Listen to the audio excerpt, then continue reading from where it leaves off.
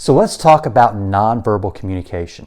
Now, the definition of nonverbal communication is sharing meaning non-linguistically, or sharing meaning without words. And to start off with, to kind of really put us in a position to where we need to focus on nonverbal communication, most people are terrible at nonverbal communication. Most studies that have been done on people's ability to detect deception or being able to tell whether or not people are lying have found that on average it's 50%. Even for people who you would think would be really good at it, like CIA operatives, FBI officers, police officers, they're about 50% of being able to tell whether or not people are lying. And there's all these myths out there, and that's something that we'll talk about in some of the content I'll share with you this week. Is a lot of the beliefs out there about nonverbal communication are actually false. For example, people say that if someone's lying to you, they won't look you in the eye. Well, that's not true. Someone will look you directly in the eye if they're lying to you. Then there's the whole thing of folded arms. This means that people are standoffish and that they're mad or they're rude or whatever else. That isn't true either. So we have all of these misconceptions about nonverbal communication that just aren't true. And also what we find is what we believe is a matching sort of thing with nonverbal communication, that isn't always true as well. I mean, for example, if someone is surprised, you would expect them to do something like, but a lot of times people can be surprised and just be like, that's weird. So nonverbal communication is much more tricky than we think it is. So what we'll be talking about this week is how to really discern what nonverbal communication is, but on the other hand, how to make sure that your nonverbal communication communicates what you want it to communicate.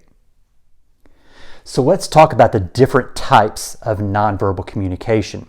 Now, the first type of nonverbal communication is physical attractiveness. Now, a lot of people don't want to talk about this because they get offended, because they think, oh, physical attractiveness doesn't affect me at all. That's not true. There was a study where they used a professor rating for a bunch of professors at the University of Texas. And so the professors that students found to be attractive scored a 4.5 out of 5 on the effectiveness scale, and those professors that students found not to be attractive on average scored 3.5 on the effectiveness scale. Now, that's just one of many studies, but there's something to that. It's called the attractiveness bias, basically, that we tend to view people that are attractive as more intelligent, more effective, whatever else. And as we all know, that's just not the case. So then you kind of ask yourself, well, how can I affect that? I mean, maybe you're like me and you're ugly. What are you going to do to affect that? Well, I think what we can do as far as affecting nonverbal communication when it comes to attractiveness is situational awareness. And I see a lot of people really mess this up with situational awareness. So you have to look at the situation that you're going into and think about what you need to wear as far as what your dress needs to be. Now again, there are certain situations that call for a suit and tie, but not all situations call for a suit and tie.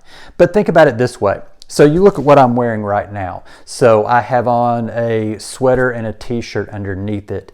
Now think about this. What if I was recording this video with a ratty old hoodie and a hat on backwards? How would you perceive me if that, as your instructor, is how I was recording my videos? You probably wouldn't be too impressed. So if I were to do that, I would be communicating through my nonverbal with what I'm choosing to wear, that this really isn't that important. I'm just getting on here and doing this because I have to. And so a lot can be really discerned just by what you wear in certain situations. Now let's talk about another aspect of nonverbal communication, and that's what you do with your face. So the first thing we want to talk about is eye contact. Now I know a lot of people are very uncomfortable with eye contact, but I think it's important that you find a happy medium. So first of all, obviously, when someone's talking to you, you want to be looking at them. You don't want to be looking down or up or away. I mean, that just looks weird. When someone's talking to you, you need to be looking at them. Now, on the other end of the spectrum, you don't want to be constantly locked into their eyes. I mean, try this sometime if you're comfortable.